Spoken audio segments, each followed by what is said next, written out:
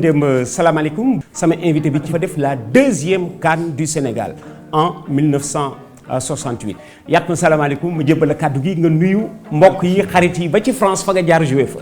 waaw maaleykum salaam maa ngi nuyu Abdoulaye maa ngi lay remercier. di nuyu téléspectateurs yi comme tu dis bon TFM RFM. voilà bon man ci laa bokk. ci nga bokk. voilà gars yi Yatma Diop a ngi nii neex waxtaan moom tamit neex jataay alors je commence par la pointe Yatma tey équipe nationale moo tax nga ñëw fii ci programme bi ñu jógee may dellu si ci sa équipe nationale ci sa CAN bi nga def nekk fa yàq Yatma Diop les 2 meilleurs buteurs du Sénégal à la CAN 1968 CAN boobu ban fàttaliku nga ci am man ma koy tibbee ci Ghana bi nga xamee ni moom la ñu ubbee. c'est ça. En 1968 fekk mu nekk. équipe championne d'Afrique. voilà loolu moo ci gën a am solo c'est-à-dire que bii CAN boobu bi ñu ciy dem présélection bi presque 40 la ñu woon ci 40 yooyu 11 boo ci yóbbu benn la. ce qui fait que sélection bi dafa jafe ñoon.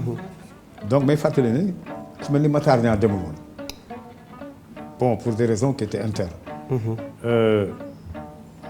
donc CAN boobu bi ñuy egsee Lamine Diack moom mujjee ñëw parce que dafa am fu mu jaaroon. waaw bi mu ñëwee mu nañu Ghanéen nee na comme Sénégalais yi dañu doon revendiquer que CAN 65 bi ñoom ñoo waroon final ak Ghana parce que Sénégal ak Tunisie ñoo yemoon point.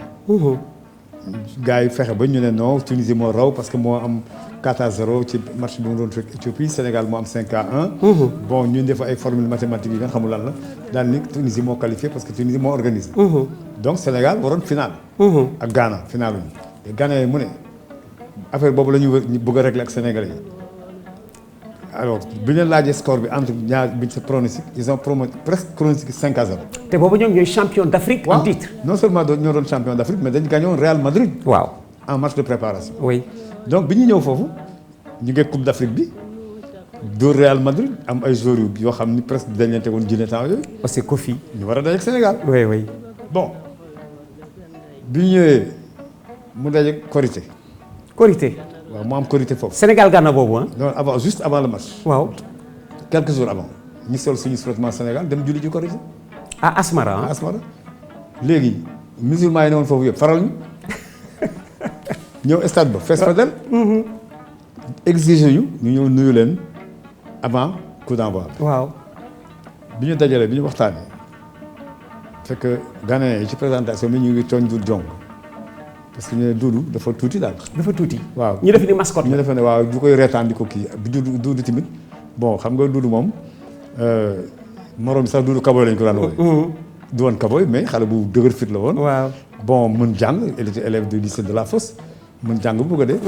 donc mais mën fa woon boole ci. am fulla am fayda. donc Doudou bi ñu duggee ci biir terrain bi mu ne ñii daal xamuñ ñu quoi ñii teel nañ leen dóor ba ñuy bëgg a dee. nee na leen sax ci vestiaire yi. oui bii bu njëkk bi maa koy dugal. maa ngi taw mu ne gis nga yaat ñii ñun ne la mu ne ñii dañ leen di dóor te dóor yoo xam ne. alors bi ñu duggee terrain bi ñu joué quelques minutes les Ghanéens ont compris qu'ils avaient en face une équipe bu ñu mësul dajal. sur le plan de la qualité. sur le plan de la qualité du jeu. sànniwuñu bal bi tulluwuñu ko xeexuñu ak ñoom ñu téye ko di football. aucun de nos défenseurs n'a dégagé le ballon entre Yérim Diagne à droite Petit Gueye à gauche Moustapha Dieng et Issa. kenn ci ñoom dégagé wu bal bi. digg bi Louis Camara. il transitait par Louis Camara Louis Gomis. et Baye Moussé comme élément de triangle. d'accord donc jeu bi foofu la doon tourner et les Ghanéens se sont rendu compte que les Sénégalais bal bi ñoo ko moom. ñu jaaxle mënuñu fexe ba jot ci bal bi. Doudou Diong marque le premier bi ñu dugal leen bii bi ñu leen dugal bii bi Baye Moussé Paye Yatma Diop Doudou Diong ñoo daje ci bal bi. tiim góolu Ghana. Doudou Diong dugal ko. ce que l'histoire n'a pas retenu mooy Doudou Diong Ghanéens yi dañ ne ndekete kii bu nekkee ci terrain bi dañ leen di rek. dañ ko dóor conc lañ ko dóor ci dënn mu daal. dañ ko gaañ dañ ko démonté li ñuy wax démonté. voilà et finalement donc Doudou n'a pas terminé le match. Doudou a été totalement diminué. bi ñu demee ba mi-temps bi di bëgg a jot Ibrahima Sendey. def benn transversal ci Ousseyn Kofi.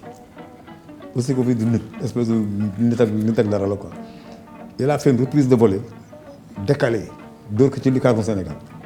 égaliser 1-1. égaliser 1-1. yow nga dugal leen le deuxième but. waaw le deuxième but bi ñu koy dugal ballon bi ñu ngi ko gérer à droite mais comme Louis Gomis ñoo bokk équipe au foyer France Sénégal xam na sumay habitude de jeu. Parce que moi maa ngi doon jouer ailier gauche sans être gaucher. En réalité donc j'étais un avant-centre qui venait de la gauche. Et Louis Gomis le savait parce que ñoo bokk équipe. Donc bi ñuy préparé ballon bi ñoom mu jóge ci Yérim jaar ci Louis Gomis Louis Camara ñu koy joxante à droite côté boobu jékki-jékki man ma gis ne léegi la possibilité de passe existe na ma laaj Louis Gomis bal bi par une course. Et Louis Gomis a compris parce que ñoo bokk équipe. Il a compris, il a mis le ballon dans le dos du défenseur central. Latéral bi ma àndal bi ñuy agsi ci ballon bi j'ai mimé la talonnade mu taxaw. bu ma mimé talonnade bi mu marqué temps d'arrêt mu rëcc. mu continuer rëcc naa ko jeex na moom taral ñu wuti góol bi. Et quand je suis arrivé Pape Ndiaye de l'autre côté a fait la même course que moi presque bi may agsi ci surface bi Pape Ndiaye agsi na mu xool ko pour mel ni ku koy passe Mensa anticipé góolu Ghana bi mu anticipé ma bàyyi passe bi dox ak bal bi dugg ci biir camp yi. C'est ça le deuxième but du Sénégal. Et on a mené comme ça ba match bi des 2 jusqu'à la 87e minute. 88e, 89e. Oui. Voilà. Bien alors dañu am corner ñun ñoo am corner bi le ballon a été récupéré par l'un d'entre eux jox ko Foum et Foum est parti à toute vitesse seen gis ne Thiam nekkul ci camp yi suñu góol nekkul ci camp yi mu ngi ci bopp 18 mètres taxaw di xaar. dafa traversé médiane bi rek tenté lob bi ce qui était presque impensable. dafa trompe médiane bi tenté lob bi et il a réussi. Et il a battu notre gardien. Ñu def 2-2 bon c'était dommage parce que on avait battu le champion d'Afrique. Voilà Yatma Diop a ngi nii international ci deuxième CAN Sénégal 1968 co-meilleur buteur pour le Sénégal de l'édition moo ko Yatma Diop ku nekk 2 buts moo dugal contre Ghana dugal contre Congo Brazza moo Doudou Diong contre Ghana. Yatma Diop contre Congo Brazza. ak match bi nga xam ni dañ koo perdre. ñoom ñaar ñu nekk ko meilleur buteur. Yatma la même année 68 tu gagnes la Coupe du Sénégal avec le foyer. Tu marques 2 buts. Hein? Non, pas 2. J'en ai marqué 3. 3 sur les 4. Nous avons gagné 4-0. Tu as marqué les 3 buts. Tout à fait. C'est un des records. Hein? 3 buts en finale de Coupe du Sénégal. C'est un des records avec le foyer France-Sénégal. Alors nga jóge ca dem en France. Voilà, mais en réalité, je devais aller dans une école qui se trouvait dans le sud-est de la France et pas loin de Annecy. Et Pape Diop, à l'époque, était à Annecy. Ah, pour la précision, même précision. Voilà. Li mu féetee xaleel trop Pape Diop teewul mook Pape Diop ñu bokk benn maillot de club. Tout à fait. À Annecy. Yatma Diop, Pape Diop. Tout à fait. Pape Diop qui est parti en France en 1956. Tout à fait. Mook Yatma Diop bokk nañu même équipe de club à Annecy. Pape foofu nga jàpp. Voilà, parce que j'ai eu du retard quant à l'inscription dans cette école. Pape m'a dit mais bon il faut rester, tu joues ici un peu tout ça. Je dis bon écoute moi sinon j'avais perdu une année. Et finalement je suis resté mais pas trop longtemps. Bon et Pape m'a exigé ñu jouer foofu à Annecy. Et au mois de mars, je crois, j'ai reçu une note de Lamine Diack qui m'invitait à venir jouer contre la Guinée. Autre précision, Yatma Diop est le premier Sénégalais bu ñu woowee France pour que mu ñëw jouer en équipe nationale. Xam nga tey yi ngay gis équipe nationale bu nga xam ne ñëpp ngi Europe, France, Angleterre, feneen. Mais en 1967. Pour jouer contre la Guinée nous sommes le 19 mars 1967 moom la ñu jëkk oo mu ñëw jouer contre Guinée c'était ce match-là. Exact. Bi ñuy gagné Guinée 4. Voilà, j'ai reçu donc une note de Lamine Diack qui m'a dit voilà on joue contre la Guinée, on a besoin de toi, il faut que tu viennes, etc. Bon et comme j'avais la possibilité effectivement de venir, je lui ai dit oui et il m'a dit d'aller à Paris rencontrer l'ambassadeur du Sénégal qui s'appelait monsieur André Guillabert. Voilà, donc je suis allé voir M. Guillabert à Paris et ils m'ont mis dans un vol d'Air Afrique. Et je suis arrivé la veille du match Sénégal, Cap-Vert, je crois, qui jouait contre, je ne sais plus, Santos, je sais que c'est la sélection du Cap-Vert qui jouait. Pelé contre Santos. Pelé avec Santos contre la sélection du Cap-Vert. Contre la sélection de Dakar, contre la sélection du Cap-Vert. Je venais d'arriver. Donc, c'est comme ça que donc, je suis venu pour jouer ces éliminatoires parce que puisque l'inscription je l'avais différée, je pouvais donc rester au Sénégal jouer. Mais il y avait une singularité. Je n'étais pas qualifié pour jouer les championnats du Sénégal. La Coupe du Sénégal. Je ne pouvais pas jouer la Coupe du Sénégal parce qu'elle avait déjà démarré. Donc, mon problème de qualification a été réglé par la fédération. C'est-à-dire que c'est la fédération qui a pris l'initiative de me qualifier hors période pour que je puisse jouer. Avec la Guinée, contre la Guinée. D'abord au Foyer France-Sénégal pour avoir de la compétition, avec comme objectif de préparer en même temps ma contribution au match Sénégal-Guinée. Donc voilà cette singularité administrative qui avait fait que moi j'ai été qualifié par la fédération pour les besoins en fait de l'équipe nationale. wolof bi am na ci importance. Voilà donc loolu fédération daf ma qualifié man. waaw parce que qualifié moom. oui. fédération daf ma qualifié pour ma mën a jouer ci championnat bi. waaw ndax ma bañ a perdre forme. ndax match équipe nationale li ñu may doy parce que amoon na contre Guinée amoon na contre Libéria. voilà donc ci conditions yi laay ñëwee. Et donc on a fait la qualification am affaire ak Guinée équipe bu Guinée boo xam ne moom tam bon. ngandum équipe ay espèce de malaaka rek nekkoon ci biir quoi. ngandum équipe voilà ils étaient très forts et bi ñu demee match aller bi ma dew ma Sénégal Guinée moo gagné woon 3-0 match retour bi laa fekkee. bon mooy bi ñu gagné 4-1 et 4-1 bi man sax joué maa ngi joué match décisif bi 2-1 bi. appui bi. match d'appui bi laa joué. 2-1 bi ñu gagné Guinée 2-1 à Dakar donc pour nous qualifier dem Asmara. voilà alors Yatma Diop laa leen indi tey jii Yatma bi nga accès en France ñu ngi woon ci am na benn finale coupe de France bu Amiens di finale maa ngi lay tooñ naan la da nga leen envoyé message ah. oui je l'ai fait def naa ko. ah d'accord parce que Amiens nga joué en France Annecy ak Amiens. voilà Amiens en fait l'école la faculté bi ma doon fréquenté Amiens la nekk. alors Amiens am na ko. mais li tax Amiens c'est parce que bi ñu demee ci CAN bi ci 67 boobu. la France était très représentée médias français ñu nga foon dañu fa bëri woon journalistes français dañu fa bëri woon. alors après CAN bi l'entraîneur de Marseille qui s'appelait Mario Zatelli. L'entraîneur de Lille qui s'appelait Louis Hon. Non, l'entraîneur de Lyon. Qui s'appelait Louis Hon. Oui. Et l'entraîneur de Lille dont j'ai oublié le nom ñoom ñett ñëpp dañu ma abordé pour ma ñëw jouer seen club. mais Lille me demandait de changer de nationalité. C'était facile à l'époque. waaw ma bañ. je dis non man puisque né français. waaw ma ne man su waaw parce que pour moi c'était un peu facile parce que je suis né presque français. pratiquement français. donc il voulait que je retrouve ma nationalité française. j'ai dit non moi je reste sénégalais. voilà donc loolu tax dama joué wu Lille. waaw. Lille était à côté c'est à côté d'Amiens. c'est à une centaine de kilomètres. oui. donc André Grillon. André Grillon qui était donc entraîneur de l'équipe de France amateur. moom itam mu nga foon. et ci biir discussion j'ai compris qu'il était à Amiens pas loin de Lille xam nga Lille c'est une ville très universitaire. oui. alors donc j'ai dit bon moi je vais faire ça et finalement ñu discuter et ñu tombe ci ay conditions ma ne bon man du ma signer contrat professionnel. je ne suis pas là pour faire du football pro parce que temps yooyu football pro amul salaire u 100 millions 200 millions 500 millions. oui. voilà donc c'était pas très intéressant donc il fallait nga jàng moo gën a wóor football. Il paraît que Lamine Diack t'a influencé d'ailleurs là-dessus. Oui, Lamine c'est à la limite c'est presque un maître dans tout ce que j'ai fait, c'est lui qui était derrière. Parce que bon, c'est que la singularité entre Lamine Diack et moi, c'est que Lamine Diack c'est mon grand frère. ñoom ñaar ñu ngi ànd depuis plus de 70 ans.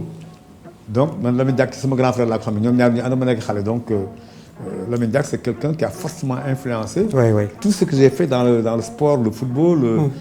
C'est en fait moi je suis un produit de Lamine Diack. Oui. Voilà.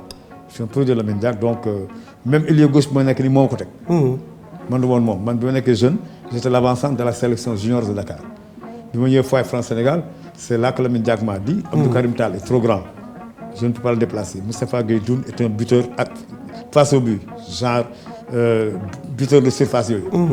mënuma ci déplacer kenn. yow lay déplacer nga joué ailier gauche mais tu n'es pas ailier gauche. je connais xalaatu Lamine Diack. voilà dinañu dawal foofu tuuti pour comme on dit ne pas être bousculé par le temps mais dans tout ça Yatma Diop kuy dégg Yatma Diop Foyer France-Sénégal qui a joué en France à Annecy à Amiens qui a fait la deuxième CAN du Sénégal qui a gagné la Coupe du Sénégal avec le Foyer France-Sénégal gars yi dañuy ñëw à la surface mais en vérité fa nga dooree moo di Casamance le foyer de la Casamance l'ancêtre du Casa Sport parce que tu t'es retrouvé à Ziguinchor di fa jàngale ji. c'est ça. foofu teel nga fa gën nga fa teel dem sax. waaw ñu gën a teel dem si parce que Ziguinchor man ma nekk xale dem naa fa 2 fois en fait man Ziguinchor laa jëkk a xam ci biiru Sénégal yi. en dehors de Dakar. parce que j'avais de la famille et puis l'un d'entre eux Bachir, il s'appelait Bachir Diagne, il était enseignant et il a une partie de ses parents à Ziguinchor. Et il a fortement influencé mon déplacement vers Ziguinchor. Parce que j'adorais, disons, la musique qu'il écoutait. Waaw. La musique mandingue, etc. Même là, quand je m'entraîne actuellement le matin, écouter la musique mandingue. Donc, j'ai adoré ça. Et je suis allé avec lui en vacances en Casamance, avec l'assentiment évidemment de mes parents et de mon grand frère, qui est le copain de Lamine Diack, c'est un ancien commissaire de police là, Lamine Diack. Donc, ils m'ont donné le feu vert, madame, vacances à Ziguinchor, j'avais 12 ans. La deuxième fois, je crois que j'avais 16 ans. Donc, je suis allé 2 fois en Casamance, en vacances, avant d'y retourner. Oui. Comme enseignant. Comme enseignant. Et là, c'est là que j'ai joué au foyer de la Casamance. Oui. De femmes singularité. Je ne suis jamais venu à Dakar avec le foyer de la Casamance. Parce que je me méfiais un peu que mes parents disent yo ñu ngi la wax nga pour bàyyi ndax nga bàyyi fool fii yow nga ñëw di football. Donc le premier match que j'ai joué c'est à Saint-Louis. Contre Saint-Louisienne. Contre la Saint-Louisienne. Et là aussi détail Saint-Louisienne ñoom loo ma jëy loo ma jëy détail boobu daal bëgg a jox c'est-à-dire que loo ma jëy man ba nekk xale di ko seetaan dama ko daan gis mu sol benn genouillère. Waaw. di daw ndànk di def nii mais bu dóoree. buntu feeñ. waaw ma ne waaw mais kii moom naka lay def nii moom naka lay daw dafa am lii nii après mu jël le genouillère di def comme moom di daw alors et puis je lui ai dit. bi ñu defee présentation de licence ba pare mu xëcc ko nuyu ko présenté wu ci moom mu ne ah oui seen finalu coupe junior bi ak Casamance yaa dugal premier bi ma ne ko waaw ma ne waaw dégg naa ko ci rajo bi après ñu waxtaan après ma ne ko boobu ma ne ko man Casamance léegi alors ma ne ko xam nga dama la doon toppandoo daal di ko expliqué quoi. ma ne ko nag léegi comme yow buteur nga man léegi tamit man buteur laa mu ne ah bon. da ngay dugal bii ma ne ko waaw mu ne tey nag fii ci Ndar nag ma ne ko fii laay dugal ba nga kontaan. effectivement dugal nga. oui maa dugal ñaari bii kam. et voilà et vraiment c'est quelqu'un que j'ai adoré. Oui. Bon et il m'arrivait de l'appeler au téléphone mu di ma woo ñu waxtaan. Vraiment c'est un homme que j'ai adoré. Voilà. Bon. Et l'autre Saint-Louisien qui t'a marqué ba nga tuddee ko sa académie yaa ak Yérim Diagne c'est Mawade. Oui. waaw académie Mawade Ndar yëpp dañu ci kontaan. oui parce que toi le Dakarois.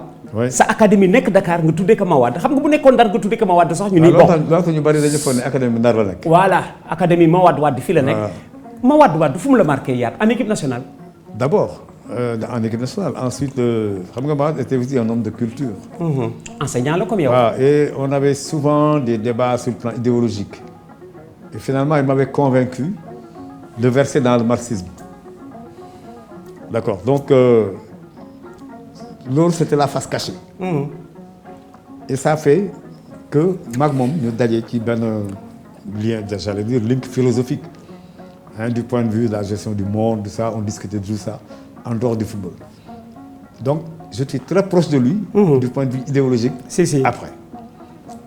Et dans le terrain maintenant là on avait des divergences par moment mais du feeñ. dañ koy discuter moo wax lii ma ne ko du loolu ñu discuter. ba mujj d'accord. waaw ba d'accord ci dara. Donc en fait c'est lui aussi bon sur le plan de la définition du jeu tout ça. xam nga moom Lamine Diack Jo ils étaient les penseurs d'une forme de jeu. Donc c'était un débat permanent entre ñun. entre ñoom ñett ak ñun joueurs et particulièrement ku mel ni man. Voilà. Parce que dama intellectuellement curieux donc on discute souvent donc moi il m'avait marqué. Et quand nous avons mis en place maag Yérim ak un de mes fils qui s'appelle Malick Diop l'académie de football. moi avant juste ñuy déposer papier yi moi gaañu. Alors j'étais tout le temps avec Yérim Diagne et Diouk Yatma ñooy ànd tout le temps bu Yatma nekkee Dakar. ñooy nekk ñu nekk tout le temps alors je dis mais gars yi attention Yérim mais affaire bi fu ñu tuddee ko Mawade parce que Mawade kenn tuddee ko dara au Sénégal. wax nga dëgg. il a marqué son temps kenn tuddee ko dara. jiitu nga waa Ndar de toute façon. léegi Ndar bëgg nañu ñu tuddee ko stade bi. mais yow jiitu nga leen ak sa école. oui mais mun naa leen mais mun naa non day des mun naa leen ko jox. day des mais nag ca kanam tuuti bu stade Mawade Wade di ñëwee ndar daañu la demandé booy recevoir nga ñëw recevoir ci stade Mawade Wade académie Mawade Wade di recevoir ci stade Mawade. d'ailleurs bi ñu final académie bi contre Linguère daaw. waaw bi ñuy def final coupe du Sénégal des cadets. waaw. les gens ont pensé que y a des gens qui pensaient que c'est deux équipes de Saint-Louis. de Saint-Louis ndax académie bi. oui.